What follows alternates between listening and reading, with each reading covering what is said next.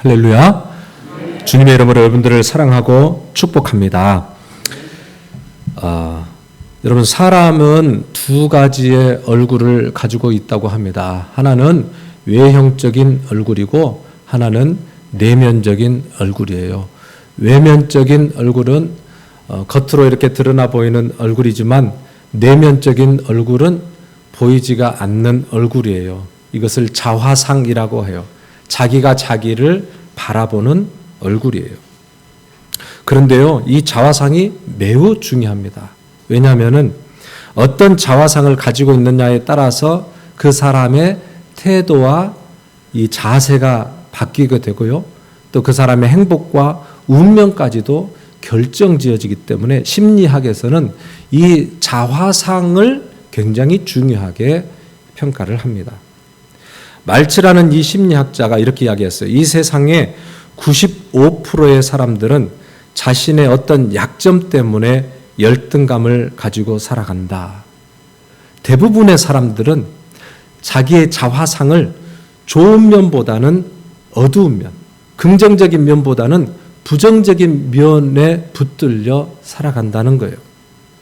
그래서 남들이 누가 뭐라고 하지 않았는데 스스로 너는 안 돼. 너는 다른 사람들보다 뛰어난 게 없잖아. 아마 남들이 너를 비웃을 거야. 스스로 이런 열등감에 사로잡혀서 이 귀한 시간을 허송세월하며 살아가는 그런 분들이 많다 그래요. 그런데 여러분, 놀라운 것은 자신을 어떻게 보느냐에 따라서 약점이 얼마든지 강점이 될 수 있다는 거예요. 랑게이 히바움이라는 이 독일 사람이 세계사적으로 훌륭한 사람들 87명을 연구를 했어요. 그런데 놀라운 것을 그가 발견을 했어요. 그 많은 사람들 중에 83%가 육체적으로, 정신적으로 내지는 가족 관계에 있어서 치명적인 결함이 있더라는 거예요. 영국의 낭만적인 시인 바이런이라는 사람이 알고 보니 기형아 출신이에요. 줄리어스 시저는 간질병 환자였고 베토벤은 놀랍게도 청각장애인이었어요. 모차르트는 폐병 환자였고 우리가 잘 아는 미국 대통령 루즈벨트는 소아마비였어요. 내 사전에 불가능이란 없다라고 외쳤던 나폴레옹은 키가 155cm, 거기다가 그도 폐병 환자. 여러분, 결론이 뭐냐면 약점이 있느냐 약점이 없느냐, 약점이 크냐 작으냐가 우리의 발목을 잡는 게 아니라 그 약점을 어떻게 이해하고 수용하고 받아들이느냐에 따라서 그 사람의 인생은 완전히 바뀔 수 있다.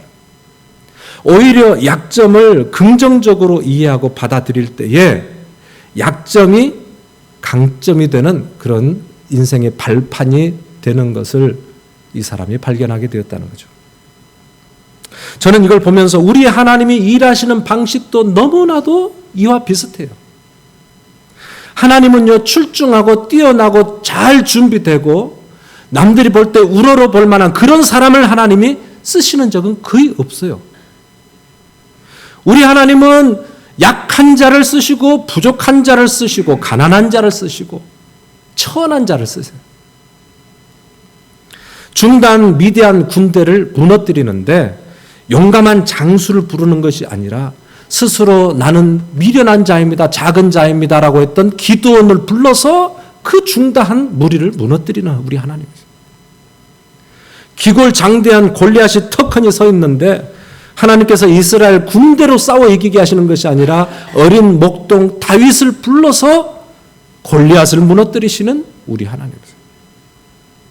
에훗이라는 이 사사는 왼손잡이였어요. 당시의 왼손잡이는 큰 사회적인 약한 자로 쓰임받는 사람이에요. 그런데 하나님은 그가 왼손잡이라는 것을 이용해서 모압 왕 에글론을 죽이고 이스라엘을 구원하십니다. 약점이 강점이 되게 일하시는 분이 우리 하나님이세요.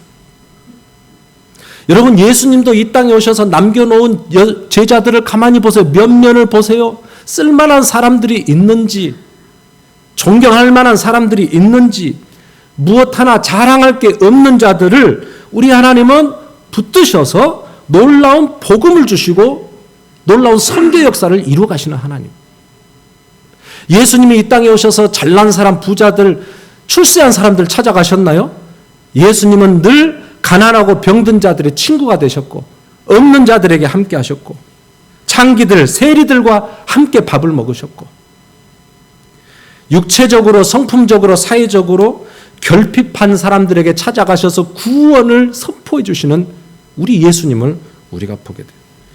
이런 하나님으로 인해서 오늘 우리에게도 소망이 있는 거예요. 내가 약점이라고 느끼는 것들 때문에 우리 하나님은 우리를 긍휼히 여기시는 거예요. 그래서 그 약점이 우리 하나님의 손에 붙들릴 때에 강점이 되게 하시고 그것을 통해서 영광 받으시는 하나님. 여러분, 오늘 이 말씀을 들으면서 우리의 약점을 바라보는 우리의 인식이 달라지기를 바랍니다. 우리 스스로 우리를 바라보는 자화상이 온전하여지기를 원하고 그래서 하나님의 영광이 우리 자화상에 비춰지는 저와 여러분들 되기를 주님의 이름으로 축복합니다. 오늘 말씀 보면은 일그러진 자화상을 가지고 살아갔던 한 사람 모세를 우리가 보게 됩니다. 어느 날 모세가 양떼를 몰고 가다가 호렙산에서 놀라운 것을 발견하게 돼요. 떨기나무가 불이 붙었는데 그 떨기나무가 불이 타지 않아요. 놀랍게 그는 무슨 일인가 그 앞에 다가갔을 때 하나님께서 모세를 불러 세우셨습니다. 그리고 모세에게 사명을 주셨어요. 출애굽기 3장 10절에 보니까 이렇게 말씀하고 있습니다. 이제 내가 너를 바로에게 보내어 너에게 내 백성 이스라엘 자손을 애굽에서 인도하여 내게 하리라. 놀라운 말씀을 선포하셨어요. 너를 통해서 이스라엘 백성들을 출애굽시키는, 구원시키는 놀라운 사명을 감당하게 하겠다는 거예요. 그런데 여러분, 이 사명은 하나님께서 즉흥적으로 갑자기 모세를 부르신 것이 아니라 하나님이 오랜 세월을 기다리고 준비하셨던 거예요. 창세기에 보면 하나님께서 아브라함에게 언약을 하셨어요. 내 후손들이 이방에서 객이 되겠지만은 반드시 내가 그들을 이끌고 나올 것이라고. 430년 전에 이미 하나님께서 아브라함에게 언약하셨던 그 언약을 성취하시기 위해서 하나님이 모세를 찾아가시고 모세에게 이 엄청난 비전을 주신 거예요. 하나님은 정말로 큰 꿈과 기대를 가지고 모세에게 찾아가셨던 거죠. 그런데 여러분, 모세의 반응이 어땠어요? 모세의 반응. 모세가 펄쩍 뜁니다. 절대 나는 그 일을 감당할 수 없겠다는 거예요. 10절에 우리가 읽었던 말씀인데요. 모세가 여호와께 아뢰되 오 주여 나는 본래 말을 잘하지 못하는 자니이다. 주께서 주의 종에게 명령하신 후에도 역시 그러하니 나는 입이 뻣뻣하고 혀가 둔한 자니이다. 나는 말을 잘하지 못합니다. 나는 절대 그 일을 감당할 수 없습니다. 사양을 하고 극구 거절을 하는 거예요. 그런데 여러분, 이 지금 모세가 스스로 이 부정하고 있는 이 말들이 진짜인가? 사실인가? 그렇지 않습니다. 사도행전에 보면은 모세를 어떻게 평가하고 있냐면 모세가 애굽 사람의 학수를 다 배워 그 말과 행사가 능하더라 이렇게 기록을 해놓고 있어요. 모세는 우리가 잘 알듯이 바로 궁중에서 적어도 40년을 살았잖아요.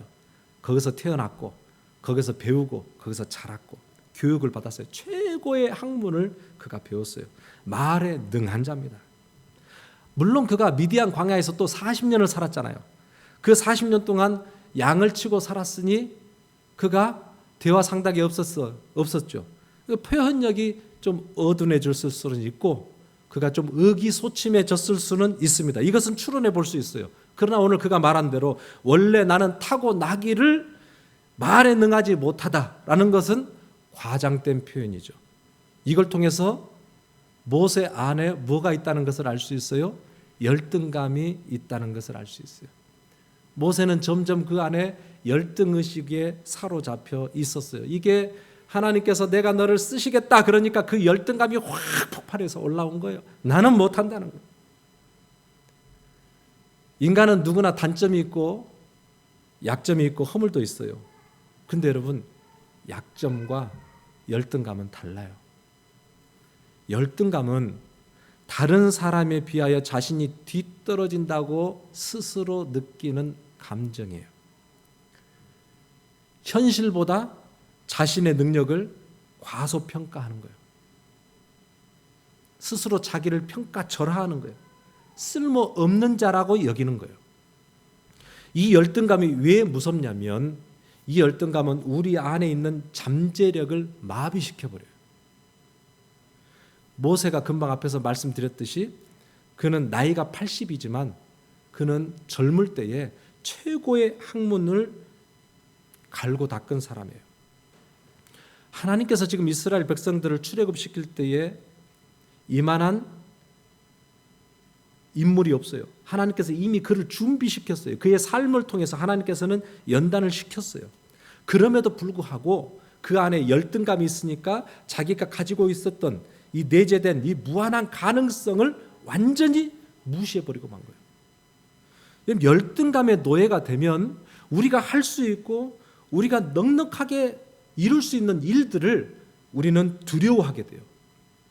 그래서 한 번도 그것을 사용하지 못하고 무가치하게 살아가게 돼요. 열등감이 얼마나 우리를 이 무가치한 존재로 만드는지를 지금 모세가 우리에게 보여주고 있는 거예요. 이 열등감이 무서운 또 하나는요, 비전을, 하나님이 주신 비전을 상실하게 하고요, 파괴시켜버려요. 하나님께서 모세에게 불꽃 떨긴 나무 앞에서 하나님이 예비하시고 준비하셨던 그 놀라운 비전을 말씀해 주셨어요. 이 놀라운 비전에 네가 적합한 인물이다. 내가 너를 통해서 이 놀라운 일을 내가 행하겠다. 이렇게 말씀하셨어요. 하나님의 비전을 들었습니다.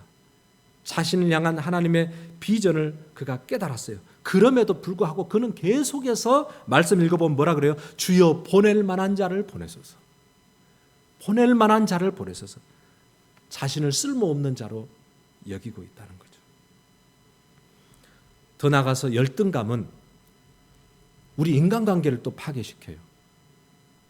그래서 이 일을 행하기도 전에 사람들이 나를 비웃을 거야, 사람들이 나를 인정하지 않을 거야, 이런 생각들이 이 모세 안에 있는 거예요. 그래서 모세가 내가 무슨 말을 하리까? 내가 말을 한다고 저들이 내 말을 듣겠습니까? 라고 계속 하나님께 이야기하는 것을 보게 돼요.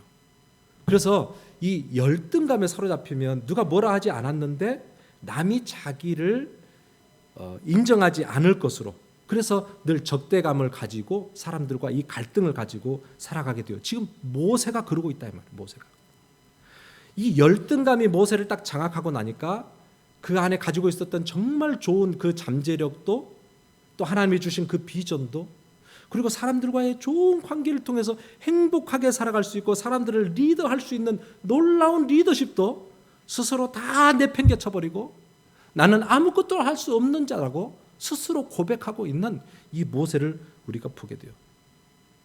이렇게 한심한 모세, 열등감에 사로잡혀서 아무것도 할 수 없고 하나님께서요 5번이나 그에게 이야기했고 그는 5번이나 하나님께 나는 못합니다, 입이 뻣뻣합니다, 보낼 만한 자를 보내소서 5번이나 그러고 있어요. 이런 모세가 어떻게 바로 왕 앞에 가서 그를 설득시키고 200만 명이라고 되는 노예로 사로잡혀 있던 자를 끌어낼 수 있겠느냐 이 말이에요. 무엇을 보고 우리가 모세에게 이 사명을 맡길 수 있겠습니까? 여러분, 그런데 우리 하나님은 끝까지 이 모세를 포기하지 아니하시고 모세를 사용하시는 것을 봐요. 우리 하나님은 우리와 참 달라요. 우리는 한두 번 권면하고 이야기해보고 하기 싫다 그러면 당신 말고 당신만 있어? 또 다른 사람도 많지. 힘 있는 사람 많아. 잘하는 사람들 많아. 자존심 상해서라도 우리는 다른 사람을 또 찾을 거예요. 근데 우리 하나님 보세요. 하나님이 거절을 5번이나 거절을 당해요.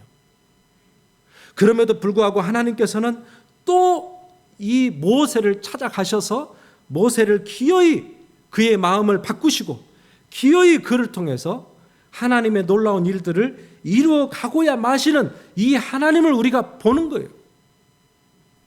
우리는 이 하나님으로 인하여 우리에게 소망이 있습니다.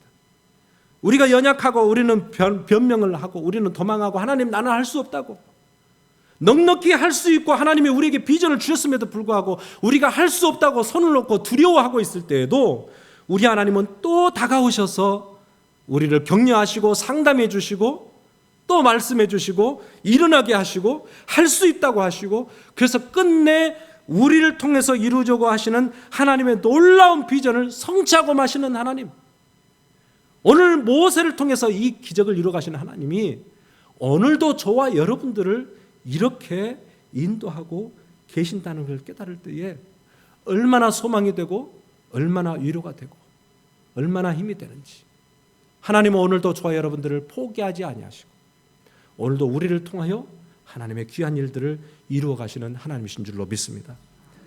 여러분, 이 열등감의 늪에 빠져 있는 이 모세에게 하나님이 찾아가셔서 어떻게 모세를 일으켜 내시는가?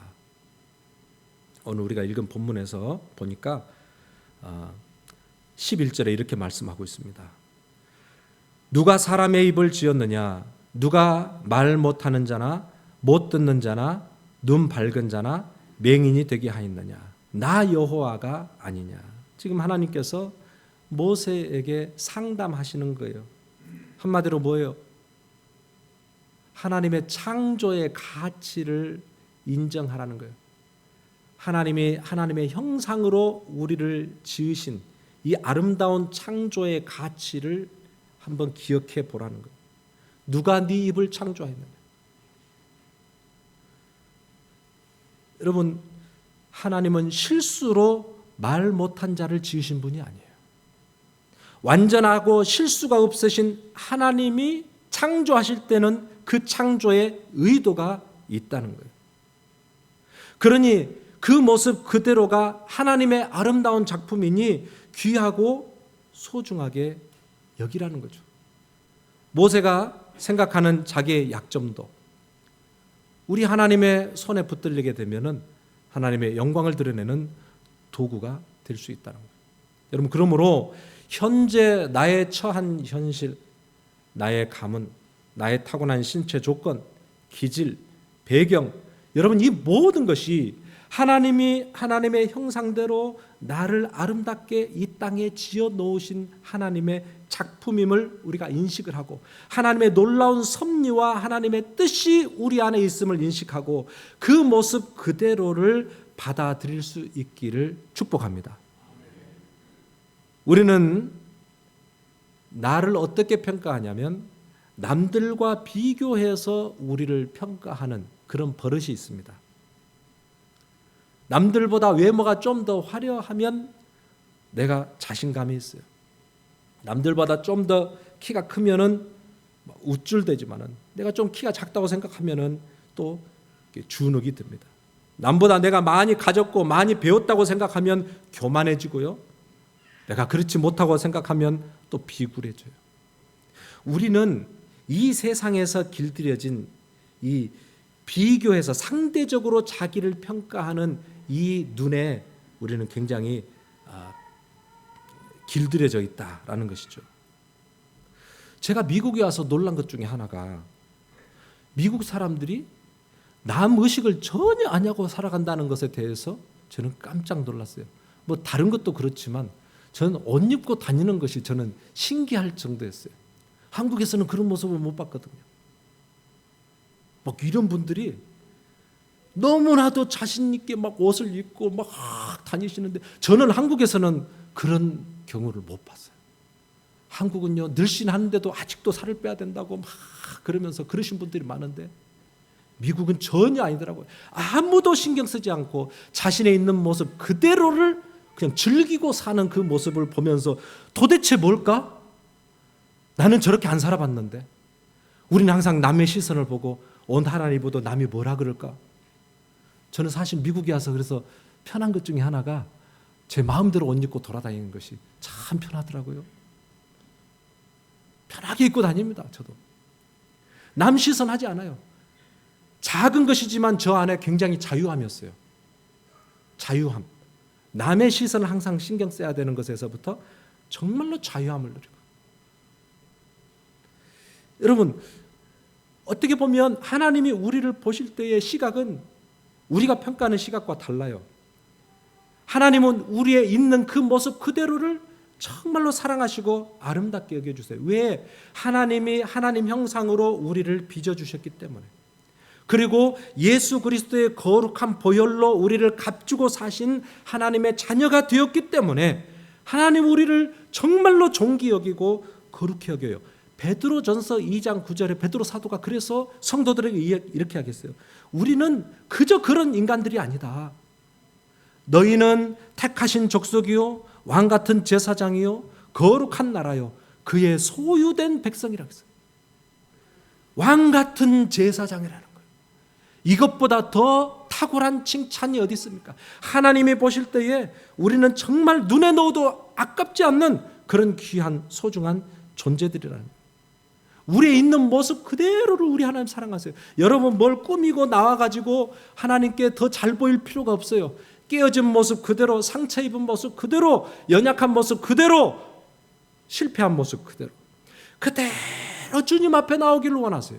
주님은 그 모습 그대로를 다 받아주십니다.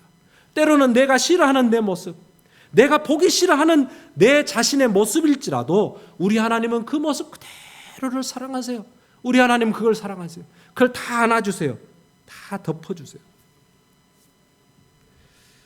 그래서 여러분, 하나님이 우리를 부르시고 쓰신다고 하실 때에 나는 말할 줄 모릅니다. 나는 부족합니다. 나는 가진 게 없습니다. 여러분, 이런 모습이 아니라 오늘 모세에게 말씀하셨던 것처럼 정말 나는 부족하지만 주님의 손에 붙들리면 주님이 능력 있게 일할 줄로 믿습니다. 나는 미련하지만 주님의 손에 붙들리면 주님의 지혜로 일하게 될 줄로 믿습니다. 나는 가난하지만 주님의 손에 붙들리면 주님의 부요함이 나타나게 될 줄로 믿습니다. 할렐루야. 우리가 주님의 손에 붙들릴 때 우리 수준이 아닌 하나님의 수준의 역사가 나타나기 때문에 우리는 우리의 모습을 가지고 평가하거나 우리의 모습을 가지고 주의 일을 감당하는 자들이 아니라 우리를 보시는 하나님의 시각으로 우리를 보고 그렇게 하나님의 일에 동참하는 자들, 그런 자들 될 수 있기를 주님의 이름으로 축복합니다.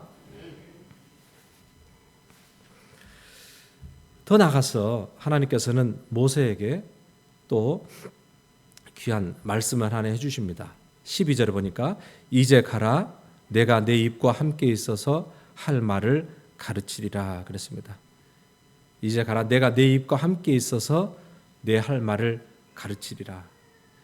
이 말씀의 의미는 뭐냐면 내가 너의 능력이 될 테니 너는 이제 너를 의지하지 말고 하나님의 능력을 전적으로 의지해라. 내가 할 말을 다 가르쳐 줄 것이다. 내가 너의 발걸음을 인도하여 줄 것이다. 이 말이에요. 네가 입이 둔하다고 내가 너 입을 둔하지 않도록 내가 사용할 거야. 오늘 말씀 들어보니까 아론이 탁월한 입을 가졌다 그래요. 아론에게 네를 하나님처럼 내가 사용해서 네가 생각하고 내가 말하는 모든 것을 아론을 통해서 펼쳐서 일하도록 내가 만들겠다. 여러분, 그래서 모세가 순종해서 그 말에 순종해서 자기의 모습은 너무나도 누추하고 자기의 능력은 너무나도 일천하지만 이 하나님의 말씀을 붙들고 순종해서 그가 바로왕 앞에 담대히 나아갑니다. 그리고 그가 대언을 할 때마다 하나님의 말씀을 대언할 때마다 놀라운 기적들이 나타나죠. 물이 변해서 피가 돼요. 하수에 개구리들이 가득 차요. 막 낮에 그 햇빛이 태양을 잃고 어두워지기 시작해요. 하늘과 땅과 모든 자연들이 이 모세의 입을 통하여 전달될 때에 놀라운 역사들이 일어나기 시작했어요. 누가 이것을 모세의 능력이라고 할 수 있습니까? 모세의 부족한 입술을 통하여 일하시는 하나님의 능력이었어요. 우리의 연약함이 하나님의 손에 붙들릴 때 그 연약함들을 통해서 하나님의 영광이 드러나고 하나님의 놀라운 기적 같은 일들이 이루어져요. 하나님은 이렇게 일하기를 원하시는 거예요. 우리가 가지고 있는 돈, 우리가 가지고 있는 지혜, 우리가 가지고 있는 경험으로 주의 일을 하는 것이 아니라 나는 일천하고 무지하지만 하나님이 주시는 지혜, 하나님이 주시는 부요함으로 우리가 주의 일을 감당할 때 나의 영광이 아닌 하나님의 영광이 드러나게 하시는 분이에요. 이 진리를 깨달은 사람이 사도 바울이에요. 그래서 사도 바울이 놀라운 고백을 고린도서 12장 9절에서 10절에 이렇게 했어요. 우리가 함께 다 같이 읽어볼까요? 시작. 나의 여러 약한 것들에 대하여 자랑하리니 이는 그리스도의 능력으로 내게 머물게 하려 함이라. 그러므로 내가 그리스도를 위하여 약한 것들과 능력과 궁핍과 핍박과 곤란을 기뻐하노니 이는 내가 약할 그때에 곧 강함이라. 아멘. 내가 약할 그때에 더 강함이라 라고 그가 고백을 하고 있어요. 사도 바울도 여러분 정말로 약점이 많은 사람 중에 하나예요. 겉으로 드러나기는 사도 바울이 교회를 세우고 성경을 기록하고 놀라운 대단한 업적들을 남겼기에 우리는 참 그가 많은 것들을 갖추고 있는 사람이라고 생각하지만 사실 그렇지 않습니다. 그는 간질 환자였어요. 설교하다가 거품을 불고 넘어지기도 했어요. 그는 말이 좀 부정확했던 것 같아요. 그래서 성경을 읽어보니까 사람들이 말은 좀 부족한데 글은 좀 힘이 있다 이렇게 평가를 할 정도였어요. 그래서 그는 가는 곳마다 사도 바울이 진짜 사도냐 이 사도권에 대해서 막 의심을 받고, 여러분 이렇게 진짜 사도가 어디 있어요? 이렇게 진정한 복음을 전한 사도가 어디 있어요? 그럼에도 불구하고 그는 가는 곳마다 가짜 같다, 정말 저가 사도 맞냐, 12 제자도 아닌데 늘 이런 이야기를 들었어요.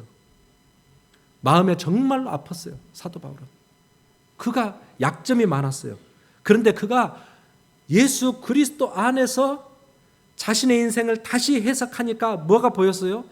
이 약함 속에 숨겨져 있는 그리스도의 강력한 힘을 그가 깨닫기 시작했어요. 이 약점을 통해서 그리스도의 능력이 내 안에 머물게 하시는 놀라운 하나님의 일을 그가 깨달았다는 거예요. 그가 연약했기 때문에 그는 하나님께 부르짖었어요. 얼마나 기도를 했는지 그가 뭐라고 이야기하냐면 나는 3층 천에 갔다 왔다 그래요. 3층 천은 천국을 경험했다는 거예요. 그가 하나님께 간절히 부르짖고 기도하다가 천국을 보고 올 정도로 더 깊은 하나님의 은혜. 그러니까 약점이 없었으면 그가 그렇게 하나님께 간절히 부르짖지 않았을 수도 있어요. 그러나 아픔이 있고 고통이 있고 핍박이 있고 그 약점 때문에 사도 바울은 더 하나님께 부르짖었고, 더 하나님께 부르짖을 때 하나님께서는 그에게 남들이 경험해 보지 못했던 놀라운 은혜를 경험하게 하시고 이 땅 가운데 하나님의 놀라운 복음을 선포하게 하셨다는 거예요. 이와 같이 우리의 연약함 속에 하나님의 놀라운 능력이 숨겨져 있어요.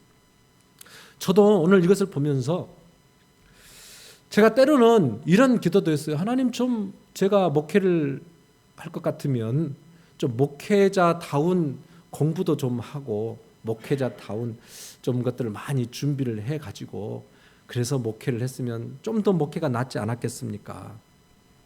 여러 가지 제가 볼 때 제가 참 부족한 게 많고 연약한 게 많고 이렇게 해서 내가 목회를 잘할 수 있겠나, 그런 어떻게 보면 두려움이라 그럴까요? 염려라 그럴까요? 내가 하나님 앞에 귀하게 쓰임 받고 하나님의 이름을 드러내야 되는데 나를 봤을 때는 참 부족하고 이렇게 해서 하나님 영광 드러날까? 하나님이 기뻐하실까? 그러면서 또 성도들을 보면은 그럼에도 불구하고 하나님이 이 귀한 성도들을 나에게 붙여주셨는데 이들을 내가 바르게 목장으로 인도할 수 있을까?